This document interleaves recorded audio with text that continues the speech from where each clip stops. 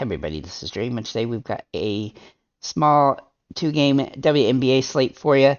This slate starts at 3 p.m. and concludes at the later game at 10 p.m., so do keep that in mind. With that said, this slate is somewhat interesting and somewhat difficult, but I think it's still a slate that you can make some quality lineups on and pull down some wins. So let's go ahead and get into it here. Before I get started, though, can you guys smash that like and subscribe button? It really helps the channel. So we have two games in Connecticut, Las Vegas, and Minnesota versus Phoenix. Las Vegas is projected to win their game by double figures. Both these teams are top three teams when it comes to defense, but both of them are good offensive teams as well. However, Las Vegas has been heads and tails better than everybody else this season, so I do think that that spread will probably sustain. As for the Minnesota Phoenix game, that is a 2-point spread on this slate. Phoenix has a lot of questionable tags today, including 4 game time decisions. So they are going to be somewhat hard to roster.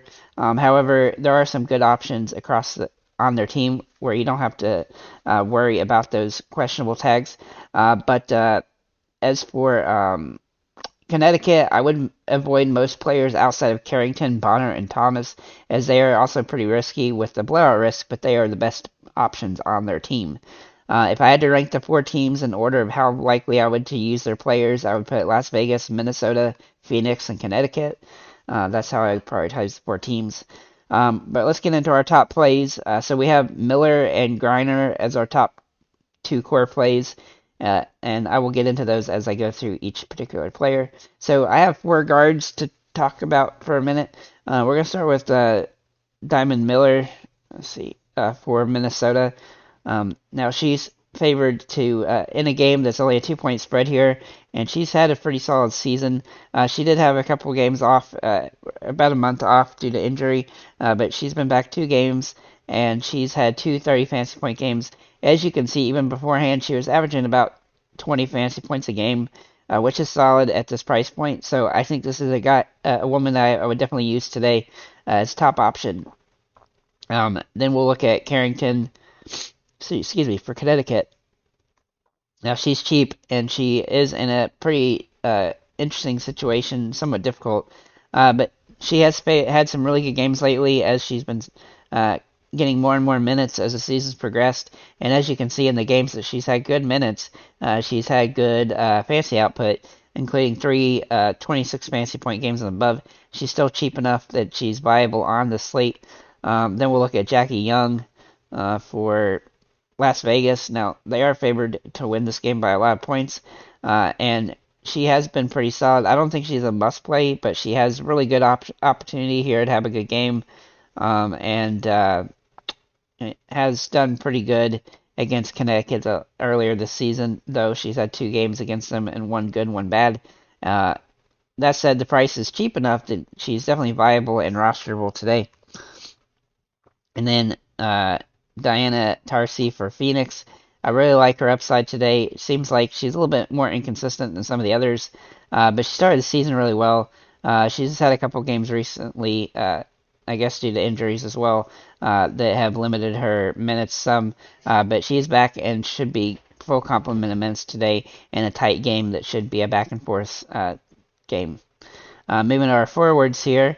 We're going to start with Brittany Griner, who's the top overall option at forward, absolutely having some dominant games recently, and is back playing every game now. So she's been good throughout the season. She's had a couple off games, but for the most part, she's one of the more dominant players in WNBA, so I definitely think she's viable today. Then we'll look at Collier for Minnesota. A good option off of Griner, as she has absolutely massive upside. She sometimes doesn't score that massive upside, but for her price, you do want her to get over 40 fantasy points, and she's done that in 4 straight games. Now this is going to be a tougher matchup to do that in, but she's more than capable, so I do like her upside here in this game. Facing Griner does give some difficulty though, but I don't think she's had. Her only game against Phoenix, she had 27 fantasy points, so. Hopefully she has a good game today, but she's not my top tier play. I think Griner's better. Then we'll look at Wilson for Las Vegas, and she's in a really good spot here.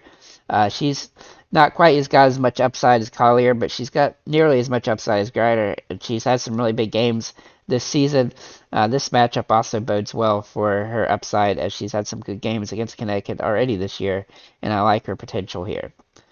And then Elisa Thomas for Connecticut, who's normally a really top tier option most games. However, this matchup does leave it a little bit risky, but she had 35 and 40 fantasy points against Vegas earlier this season, so she is more than capable. I still find this game to be somewhat risky, as Las Vegas does have some potential to blow this game out. So overall, I do think, though, this is a pretty decent slate. There's enough value here to also,